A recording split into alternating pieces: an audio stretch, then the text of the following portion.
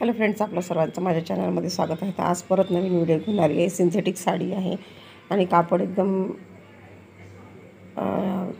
पातळचं आहे.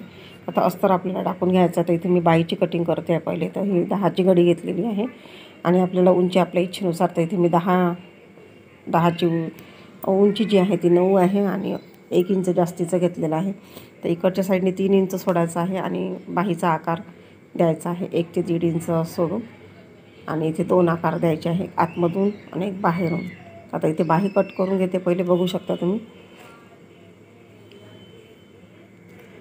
आणि बाही कट केल्यानंतर आपण बाकीचे पार्ट्स आपल्याला कट करायचे आहे. तर हे आहे 36 इंचाचा ब्लाऊज आहे. तर 36 इंचाच्या ब्लाऊजवरून आपल्याला 38 इंचाचा ब्लाऊजची कटिंग करायची आहे. तर कारण सिंथेटिक कपडा आहे, अस्तरचं ब्लाऊज आहे आणि व्हिडिओ पूर्ण बघा न करता. आणि डिझाईन वगैरे आणि कसं शिवायचं, कारण सिंथेटिक कापड आहे, सुळसुळ कापड आहे, सुळसुळ आहे एकदम.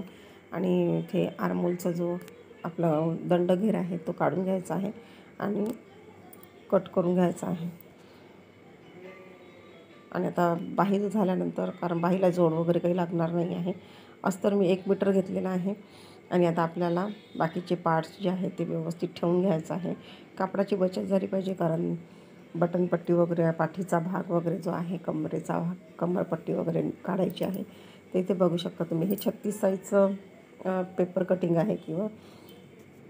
तर इथे बघू शकता 9 आहे आणि 1.5 इंच मी मार्जिन घेतलेलं आहे. तर आपल्याला 9 आहे तर अर्धा इंच वाढवायचा आहे. तर तुम्ही 1 इंच 2 इंच मार्जिन ठेवू शकता. 2 इंच मार्जिन पाहिजे असेल तर 1 इंच वाढवायचं आहे आणि 1.5 इंच मार्जिन घ्यायची असेल तर आपल्याला अर्धा इंच वाढवायचा आहे. आता इथे पूर्ण आकार देऊन द्यायचा आहे. उंची वगैरे सेम तसंच ठेवायचं आहे. तर वरतून मी थोडंसं शिलाई मार्जिन काढून घेतलेली आहे. आणि आता जसं आपल्याला ब्लाऊजमध्ये बसेल त्याप्रमाणे आपल्याला ठेवून पाहायचं आहे. कापडाची बचत झाली पाहिजे आणि कशाप्रकारे बसेल. आता इथे मी साईडचा कटोरीचा जो साईडचा पार्ट आहे तो पण घेतला आहे. कुठं वाढवायचा आहे आपल्याला, फक्त चेस्टमध्ये वाढवायचा आहे. तर इथे बघू शकता तुम्ही, सेम तसंच कापलेलं आहे. उंचीत वगैरे जर तुम्हाला वाटत असेल तर तुम्ही खालच्या साईडने अर्धा इंच वगैरे वाढवू शकता. तर इथे मी फक्त साईडला वाढवलेलं आहे. म्हणजे 9चा आहे तर 9.5ची घडी घ्यायची आहे. 1.5 ते 2 इंच तुम्ही मार्जिन आखू शकता किंवा ठेवू शकता. आता कटोरी पण कट करून घ्यायची आहे. कटोरी पण जशीच्या तशीच ठेवायची आहे.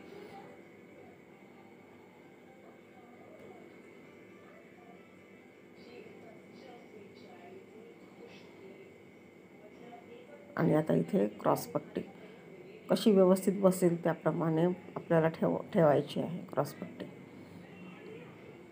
आणि व्यवस्थित ड्रॉ करून घ्यायचं आहे.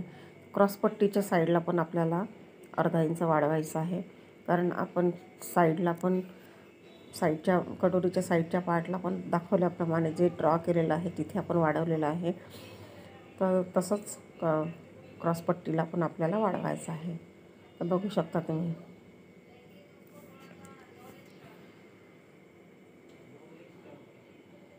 आणि आता आपल्याला कट करून घ्यायचं आहे.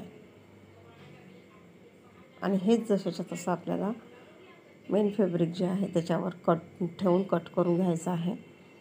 तर व्हिडिओ कसा वाटला तुम्हाला नक्की सांगा. आवडला असेल तर एक लाईक नक्की करा, शेअर करा, सबस्क्राईब करा आणि बेल आयकॉनचं बटन क्लिक करायला विसरू नका, जेणेकरून व्हिडिओची नोटिफिकेशन सर्वात आधी तुमच्यापर्यंत येईल. आणि आपल्या चॅनलवरती सर्व प्रकारचे व्हिडिओ टाकलेले आहेत. देवाचे वस्त्र, आसन आणि देवीचे वस्त्र. नवरात्रीमध्ये 9 दिवसांचे जे आपले देवीचे वस्त्र आहेत, रंग आहेत, ते पण त्याचा पण व्हिडिओ टाकलेला आहे. आणि कलशाचे वस्त्र कसे बनवायचे ते पण टाकलेले आहे. तर तुम्ही नक्की चॅनलवर जाऊन बघू शकता. आणि आवडला असेल तर कमेंट करून सुद्धा तुम्ही सांगू शकता. आणि कुठून बघता ते पण नक्की सांगा, मला पण समजेल की तुम्ही व्हिडिओ बघतायत की नाही बघतायत. एक लाईक पण खूप जरुरी आहे. एक जर लाईक केलं तर मला पण समजेल की तुम्ही बघतायत, तुम्हाला व्हिडिओ आवडत आहेत. तर माझ्या चॅनलला, माझ्या व्हिडिओला सपोर्ट करा, मला सपोर्ट करा. आणि आता इथे गळ्याची जी लांबी घेतली आहे ती मी 11 इंच घेतलेली आहे. आणि गोलाकार दिलेला आहे.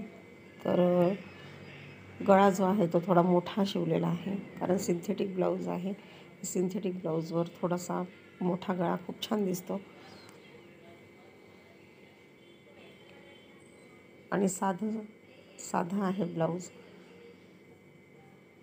कारण ब्लाऊज पीस जे आहे ते डिझायनर आहे. त्याच्यामध्ये डिझाईन टाकून फक्त गळ्याला आपण डिझाईन टाकू शकतो. आणि बाही पण मी सिंपलच ठेवलेली आहे. तर व्हिडिओ पूर्ण बघा, स्टिचिंगचा पण बघा. आणि आता इथे मेन फॅब्रिकवर आपल्याला कटिंग करून घ्यायची आहे. तर मी बाकीचं पण हे कट करून घेते व्यवस्थित, कारण अस्तर जे आहे ते महत्त्वाचं आहे. अस्तर कटिंग जर झाली तर ब्लाऊजही व्यवस्थित बसते. अस्तरची कटिंग जर व्यवस्थित केली, व्यवस्थित जर आपण मेजरमेंट केलं, तर आपल्याला ब्लाऊज शिवायला किंवा जे मेन फॅब्रिक आहे ते शिवायला सोपं जातं.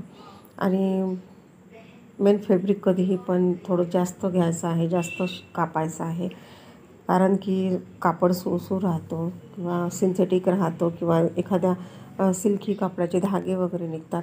तर तो एक प्रॉब्लेम असतो. त्याच्यामुळे मग कटिंग करताना अस्तरच्या थोडंसं पाऊण इंच, अर्धा इंच, पाव इंच कपडा चारही बाजूनी जास्त ठेवायचा आहे. तर कटोरीची कटिंग पण आपल्याला जेवढी कटोरी घेतलेली आहे, तर मी ते 6 इंचाची कटोरी घेतलेली आहे. आणि मग ते आपल्याला व्यवस्थित कापून घ्यायचं. तर हा आहे मेन फॅब्रिक, ब्लाऊज पीस आहे. साडीतलं ब्लाऊज तर याचा बघू शकता तुम्ही अशा प्रकारचे आहे. तर इथे जे काठ आहे ते आपल्याला काढून घ्यायचे आहे. तर इथे व्यवस्थित बाही आहे ती बाही ठेवून घ्यायची आहे. आणि इथे व्यवस्थित कट करून घ्यायचं आहे. तर एक एक पार्ट ठेवून आपल्याला कट करून घ्यायचं आहे. तर साडी पण खूप छान आहे, सिंथेटिक आहे, काठ वगैरे खूप छान आहे. तर इथं अशा प्रकारे आपल्याला सगळे पार्ट्स ठेवून घ्यायचे आहेत आणि कट करून घ्यायचे आहे. तर मी थोडंसं खालून वरती थोडंसं पाव इंच जास्तीचं मार्जिन सोडलेलं आहे.